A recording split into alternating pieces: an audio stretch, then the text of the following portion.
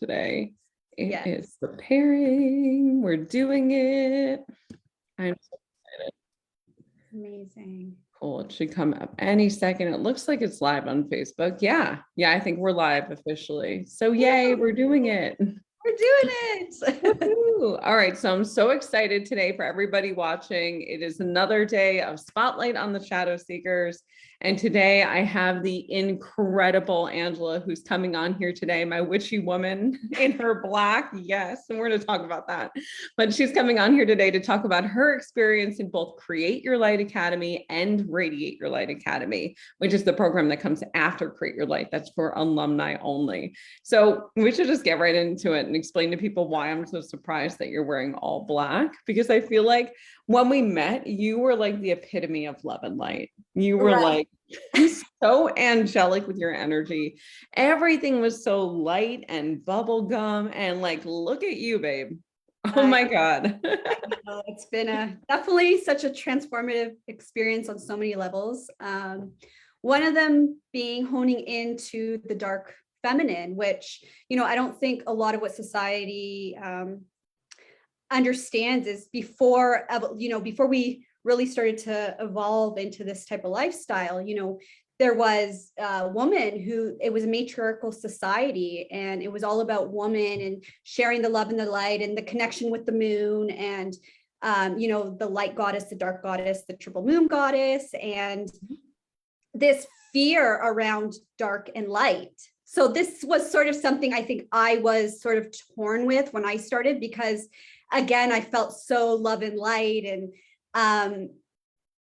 what I needed to realize and to find that balance is to find that darkness in me, and through shadow work, that was able to let me really start to reflect and to grasp what this really means to me and my purpose and who I am in this lifetime. And it's really interesting. And sorry, my sinuses, for anyone who knows me, you always see me with a tissue. Everybody's allergies are so bad right now. So I think everywhere, we all get it.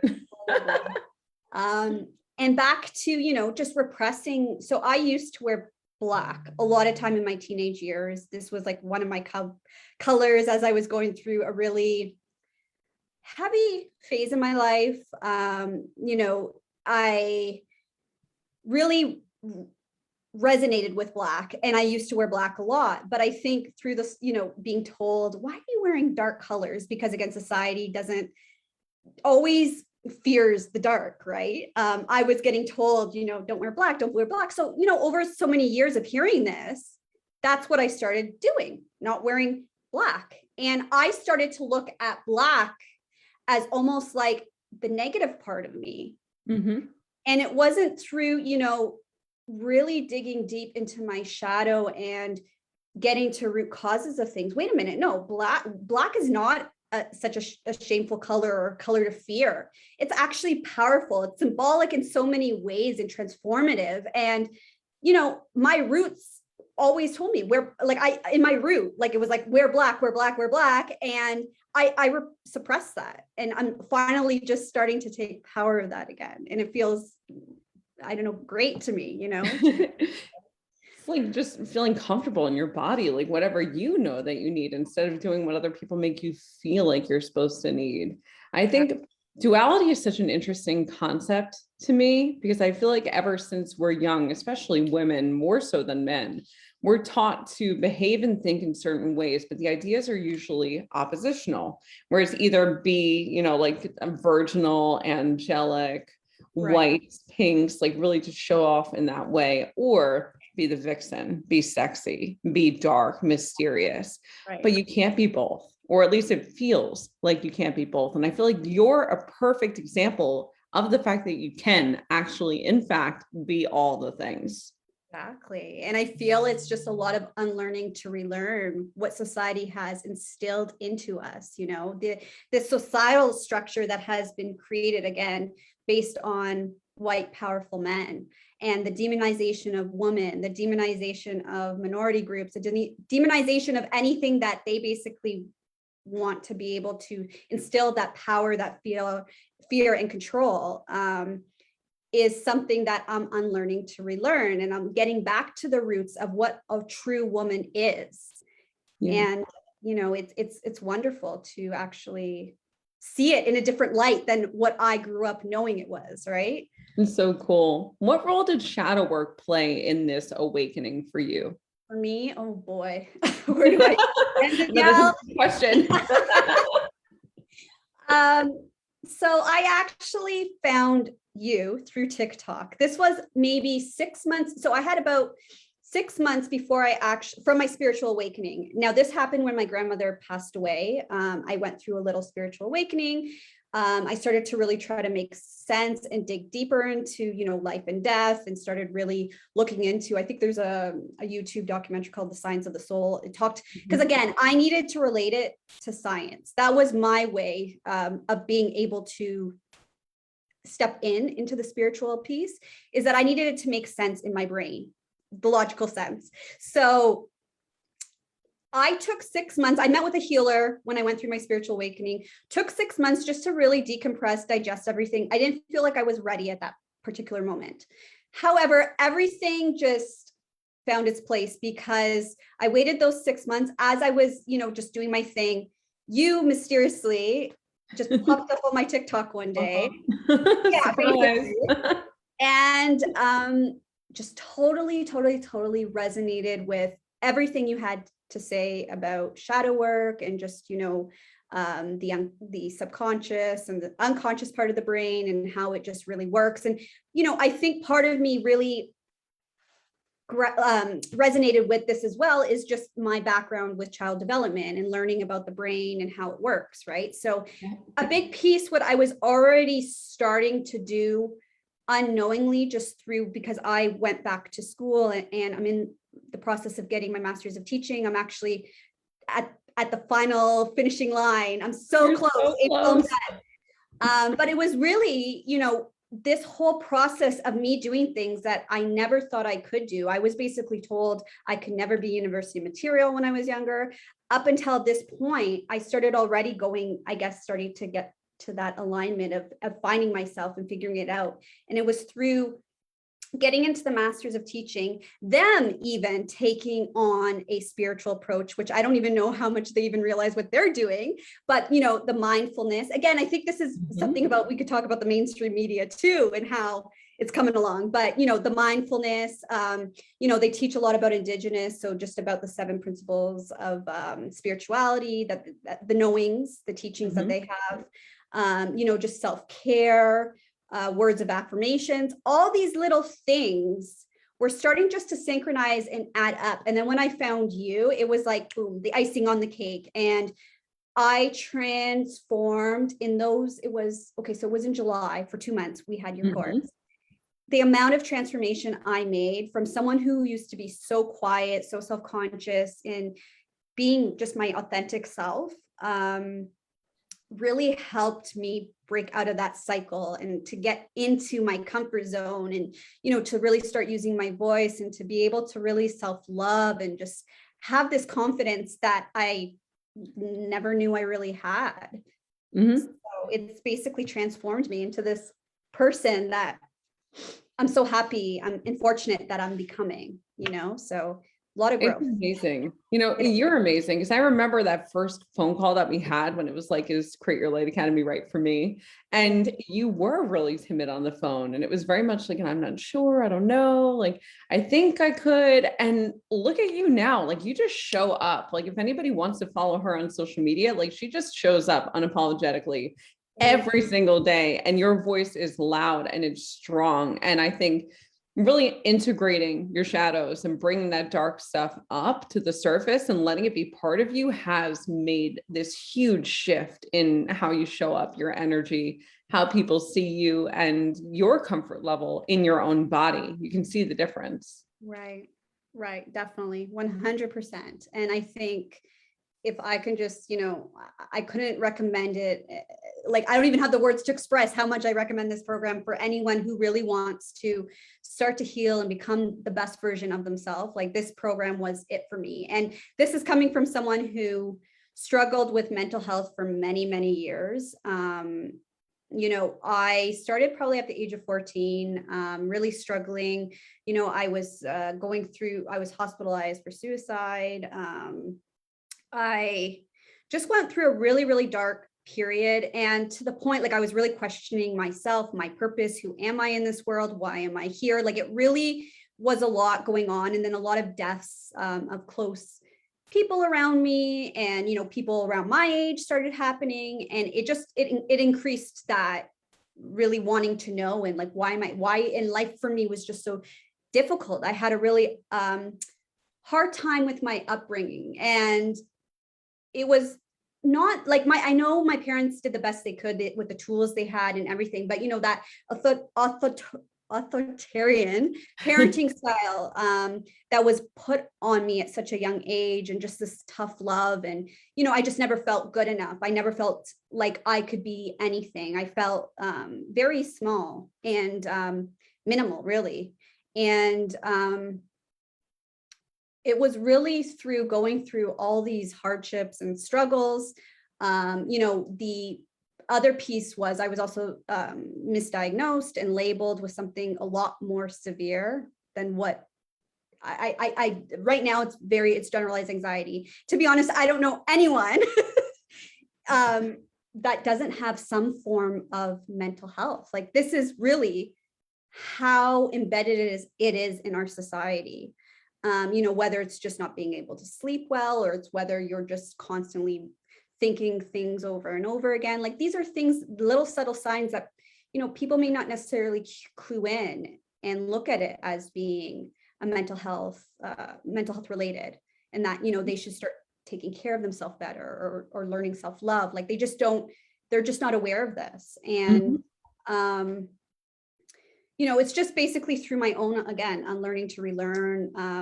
I was able to just get myself into this place that I just so happy to be able to get here, because, that sad little girl that didn't think she could account to anything, how much I've been able to like grow, and still growing. Like this is a long journey, and anybody who's gone through spirituality know it's not like you just transform in a matter of, yeah, exactly. Right. Quickly like that, like snap of a finger. But yeah, it's, through the shadow work, the transformation that's been going. And then your Radiate Your Light Academy. Can I speak about that? Oh, of course. Yeah, go ahead. Okay. No, that was just like the next step, the next icing on the cake. So, because I was able to unravel so many later layers of rooted trauma that as a result created behaviors in me, and the cycles that I started to have, with my husband, with my children, what have you. Through doing your Radiate Your Light Academy, I was able to start, grasping the business whole concept, because again, with my sole purpose, I knew eventually I'm going to be somewhat of an entrepreneur, and I'm going to get myself out there. So, learning about how to go about that. And really, that was also another piece of growth that I found, because you're pushing yourself out of your comfort zone is what you're essentially doing. And things I never thought I would do, even in the Create Your Light Academy, I was now doing in Radiate Your Light Academy. And, the little mantras we did and everything we did in there, like I full blown started getting my spiritual gifts that I repressed, like never knew I had these spiritual gifts, and boom, like just like that, they're there. And it's like, and then, thinking back of, oh my gosh, now I remember when I was a child, I did certain things, but I repressed it because that's what society do. Yeah, that literally happens constantly. Like just this morning, it's funny that you're bringing this up now. Just this morning, someone who's in my current round of Create Your Light Academy sent me a message and said, so after doing 8 weeks of shadow work, all of a sudden I'm a psychic medium and I can just like read people like it's nothing. And what the fuck, Danielle? Like, where did that even come from? And as she leans into more, she's going to remember her childhood. She's going to remember those moments where it's like, oh, I've been hearing these voices the whole time, or I knew they were there the whole time, or someone told me that what I was seeing was an imaginary friend, or they made me feel like I couldn't. It's always there. But our shadow is kind of like throwing like blankets and tarps and like stuffing it down somewhere so that you don't remember, and so that it's hard to access. And once you pull that stuff off and it's not there anymore, It's so simple. Like it's just easy. And Create Your Light, it's 2 months of shadow work, which sounds like a long time, but it goes by in a flash. It's very fast.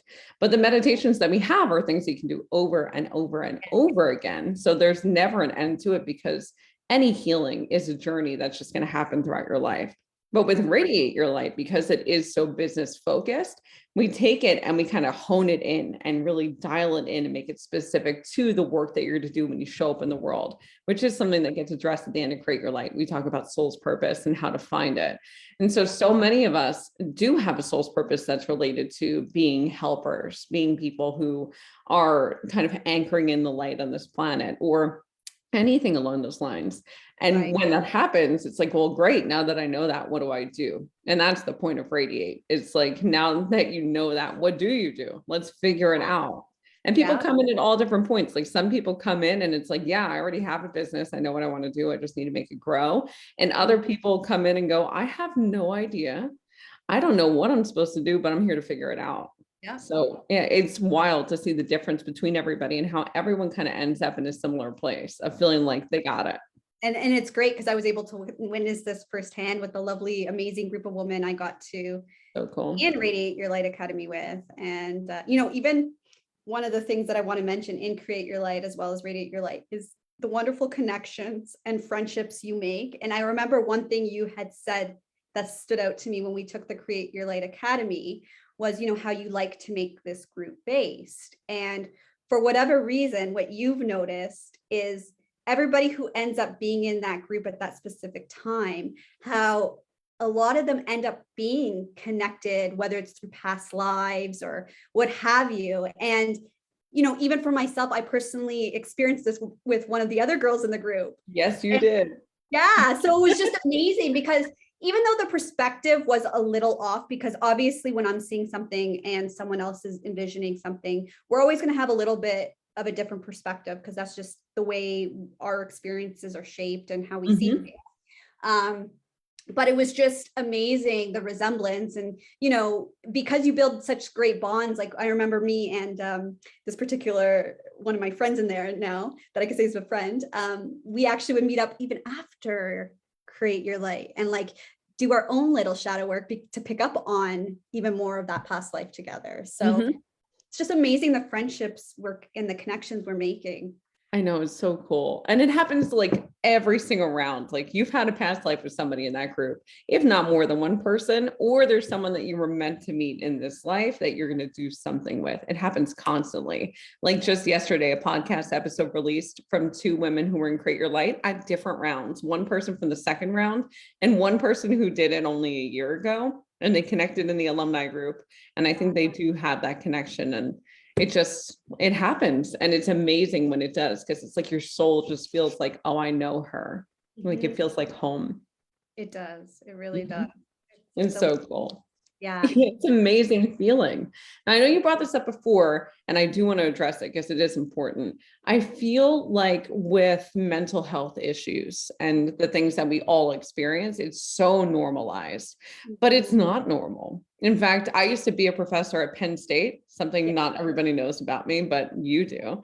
And when I taught at Penn State, I taught 2 courses, child development and abnormal psychology. And in abnormal psych, I taught people about how like all these different disorders that we have nowadays have morphed and changed and even been more, it's almost like they're grander than they used to be. And it's not because they didn't exist before. It's just like the pressure and the stress that we're under is that much greater nowadays versus way back when.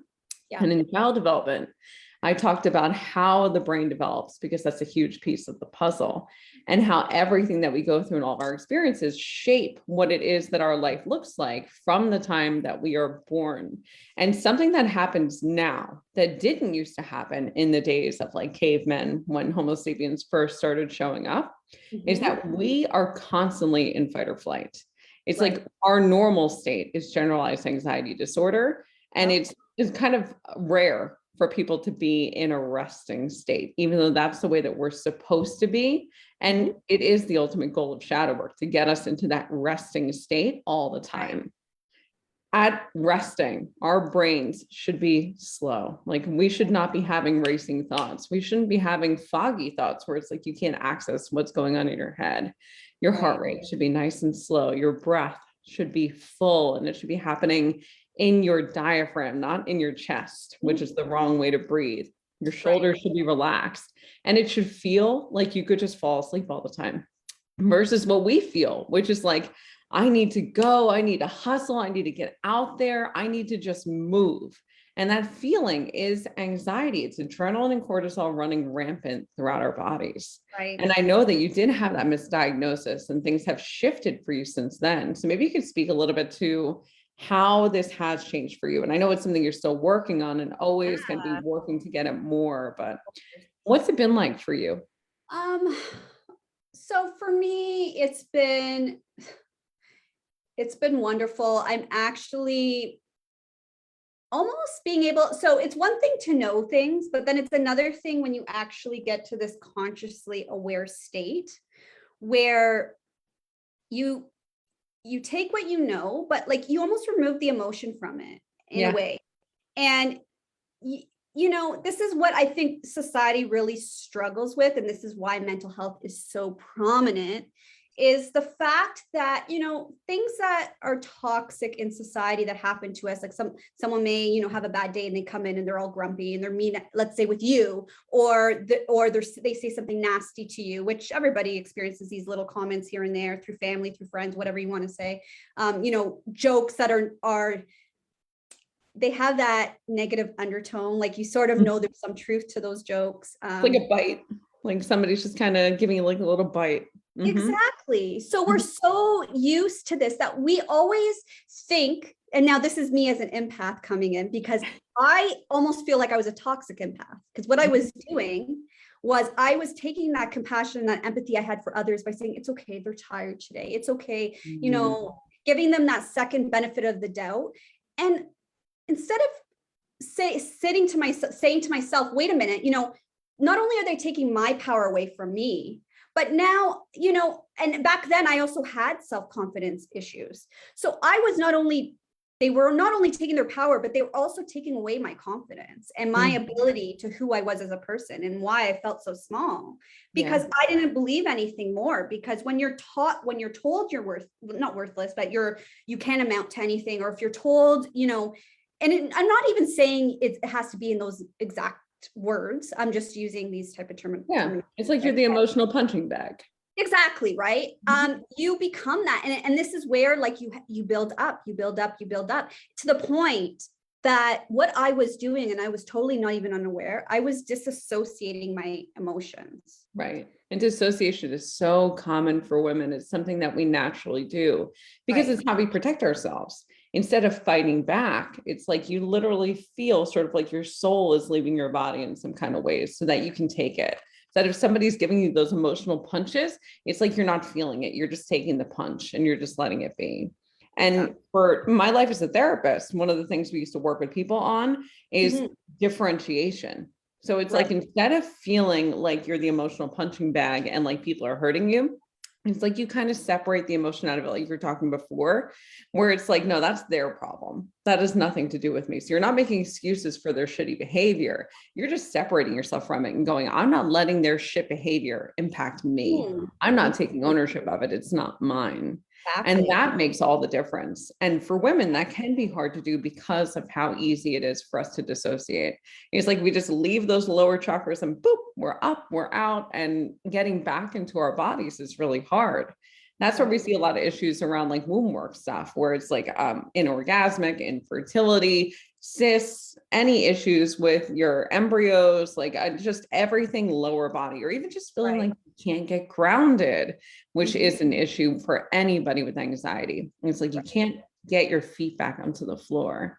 And it feels like you've really shifted on this front, like hugely. You don't stand for that anymore. Tremendously. And, you know, I think too, again, with the spirituality piece and also being back in school and doing research. So in my undergrad, I did research on mental health and how it impacts children. And then now taking the spiritual side. So what I did in my master's, a teaching program, was now incorporate the spirituality and how it can help support mental health in the classroom. And back to what you were saying about how numbers are drastically increasing. And right now we're at 1 to 5 children. At least this is what we know of. But again, like you and I were talking about, everybody has some kind of form of special mental health issues. It's just, they're not apparent. And so many people are still living in a stereotypical mindset that it's you're weak if you show mental health. You're not good enough. You can't show weakness. You got to stay strong, and that's what they essentially do. And they literally will hide behind this wall, but really it's just causing more harm to them, whether they're taking it out through not internalized, but to you know what I'm trying to say, like it's like their emotions are kind of getting in the way. Like I'm repressing it inside my head, and then my emotions are getting the better of me. So maybe I'm crying. So it's either you take it out, you take it out on the world, and this is where we see a lot of people who always fight, who are always angry or enraged, or we internalize. And Danielle, you're a perfect example of what internalization does to your body. Yes, that's how I got cancer. I truly believe that. It is. I believe it too. And it's too bad, but it's internal and external. That's what I meant to say. Yeah, I got it. And in some ways, like externalizing it can be good in the moment, like a short-term fix, but it's not a long-term fix. It's just something temporary. And internal is never good because you're just going to beat yourself up. And then you become the person who's like beating yourself up over and over and over again. And really, if everybody did shadow work, if everybody just said like, this is not normal, I don't want to be this way, let me spend a certain amount of time meditating and getting to the root and figuring out what's going on, we would all be so different. Like, I know for me personally, I'm someone who actually feels like I don't have a lot of mental health issues anymore. Like there's bad days, but they are few and far between. And generally I sleep great and I feel good and I'm calm and relaxed. And if I want to do something, I do it without having to worry about it.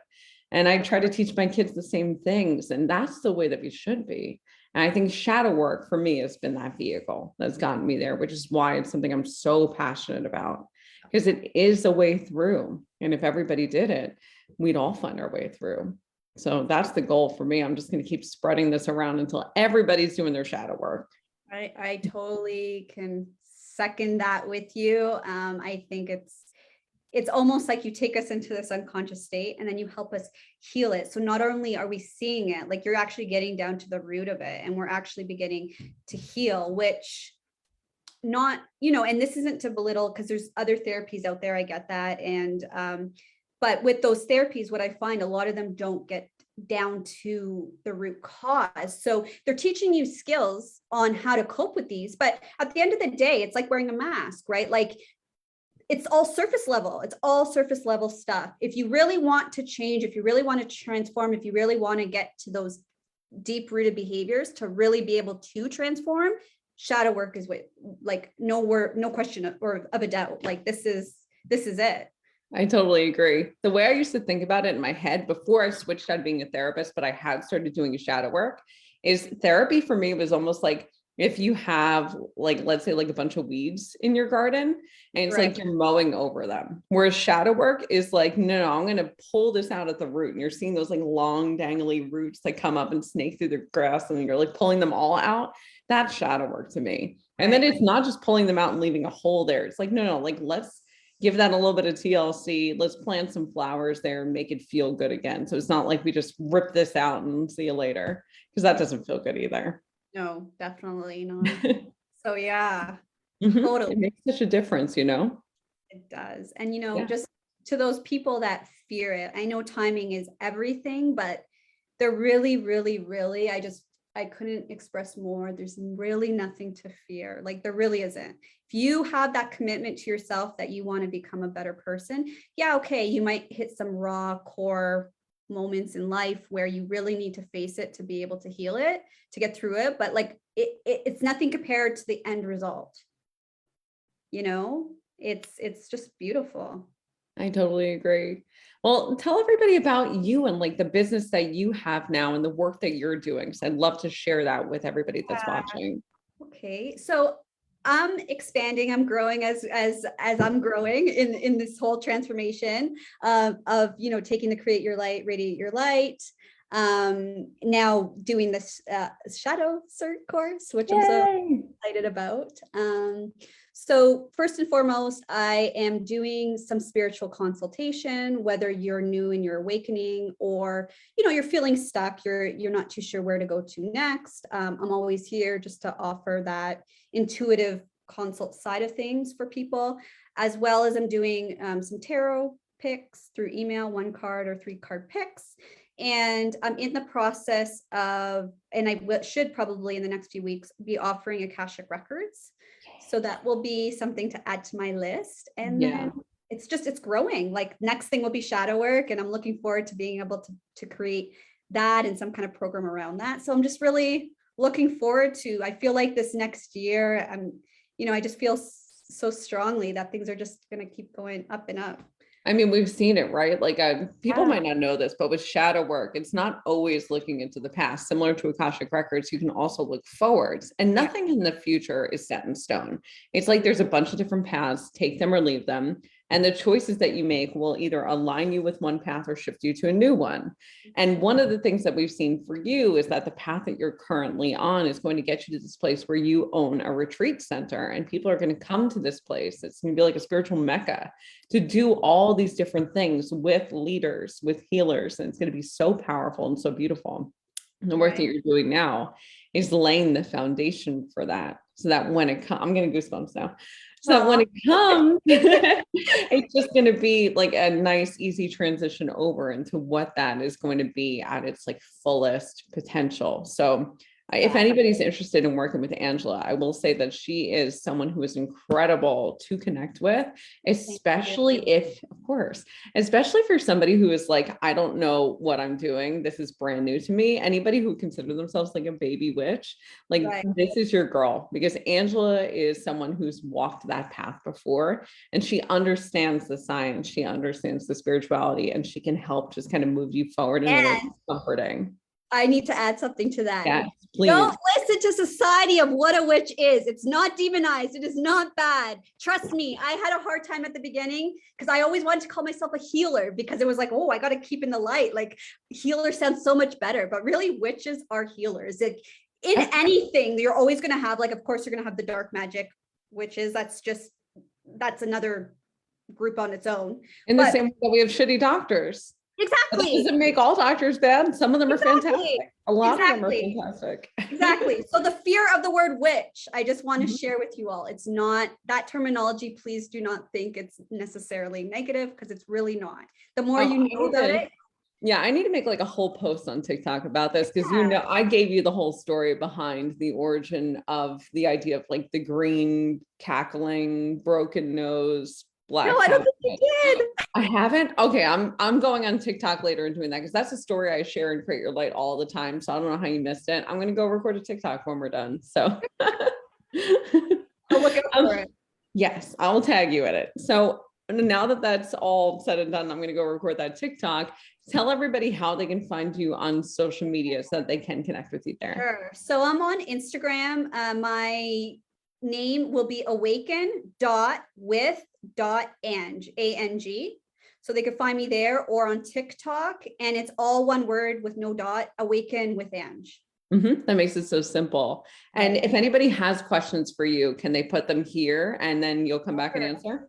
Yep, feel free. Perfect. All right. Thank you so much for coming on and doing Spotlight on the Shadow Seekers with me, Ange. I love you so much. And thank you for everybody that's watched.